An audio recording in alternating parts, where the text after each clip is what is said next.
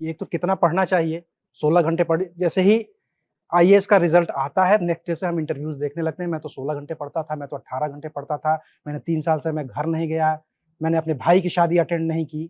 एक तो ये कंट्रोवर्सी होती है और दूसरा ये कि पढ़ने के लिए तो अथाह है, आपका एक सब्जेक्ट लिमिटेड है, अथाह चीज़ें हैं पढ़ने के लिए। सिनेमा भी पढ़ने की चीज़ है, क्रिकेट भी पढ़ने की चीज़ है, तमाम वैसी चीज़ें हैं जो पढ़ तो आपकी एक सलाह जो इन छात्रों को मिलनी चाहिए, क्या नहीं पढ़ना चाहिए और क्या 18 घंटे ही पढ़ना चाहिए? देखिए, मैं एक शिक्षक हूँ और पढ़ने पढ़ाने की दुनिया में पिछले कम से कम 30 सालों से पढ़ने की कोई लिमिट नहीं है, ठीक है? और अगर आपको पढ़ने में आनंद नहीं आता है तो आप गलत जगह पर हैं, क्योंकि पढ़ना तो आपको पसंद होना ही चाहिए। इसलिए चीजें कितनी पढ़नी है वो तो मैं नहीं कह सकता कि आप 12 घंटे मत पढ़िए, 18 घंटे मत पढ़िए। लेकिन क्या यूपीएससी की डिमांड है 18 घंटे पढ़ना? नहीं। सिविल सर्विसेज की डिमांड इतनी नहीं है। अगर आप इफेक्टिवली 7 घंटे दे पा रहे हैं, 7 घंटे का आउटपुट ले पा रहे हैं, अगर आपको 7 घंटे के आउटपुट के लिए 20 घंटे पढ़ना पड़ता है तो मैं कुछ नहीं कर सकता। आपके डिस्ट्रैक्शंस बहुत ज्यादा हैं, आप चीजों को बहुत अच्छे से ग्रैस्प नहीं कर पाते हैं, और उससे भी डरावनी बात, अगर आप अलग अलग जगह पढ़ी हुई चीजों के बीच इंटरलिंकेजेस नहीं खोज पाते हैं तो ठीक है, फिर तो आपको बहुत ज्यादा पढ़ना ही पड़ेगा। लेकिन अदरवाइज 7 साढ़े 7 घंटे का आउटपुट अगर आप लगातार और कंसिस्टेंट, मतलब ये कंसिस्टेंसी इज द की, अगर आप लगातार इतना आउटपुट दे पा रहे हैं तो फिर आपको समय की कमी नहीं हो रही होगी, फिर और स्ट्रेटेजिक गलतियां हो रही हो सकती है।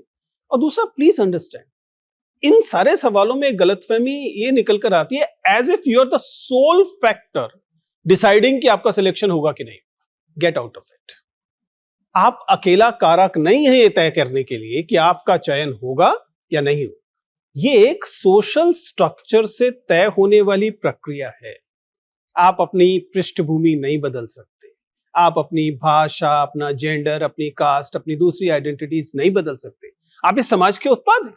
अब आप उन लोगों से कंपीट करने की कोशिश कर रहे होंगे जिनकी ये स्थितियां भिन्न होंगी आपसे, आप बेहतर हो सकती हैं या कमतर हो सकती हैं। ये तमाम सोशल स्ट्रक्चर्स भी तय करते हैं कि आपका चयन होगा या नहीं होगा। आपका मान लीजिए इस बार प्रीलिम्स नहीं हुआ और फिर आप लगे अपनी गलतियां निकालने में कि इसकी गलती ये है कि मैंने वहां कम पढ़ा था, मुझे ये करना चाहिए था। Fine, do it, no harm in it. लेकिन अपने आप को ब्लेम करना बंद कीजिए। ये ठीक वैसे ही विक्टिम ब्लेमिंग है जैसे कि बलात्कार के किसी शिकार की होती है, जिस आत्महत्या के किसी शिकार की होती है। Don't do that, because you are not the sole factor behind your success और failure. This is a social structure that's playing. आखिर ये कल्ट बनाया ही इसलिए गया है कि आप अपने आप को इसमें उलझाए रखें। अगर इससे बाहर आ सकते हैं, नथिंग लाइक इट।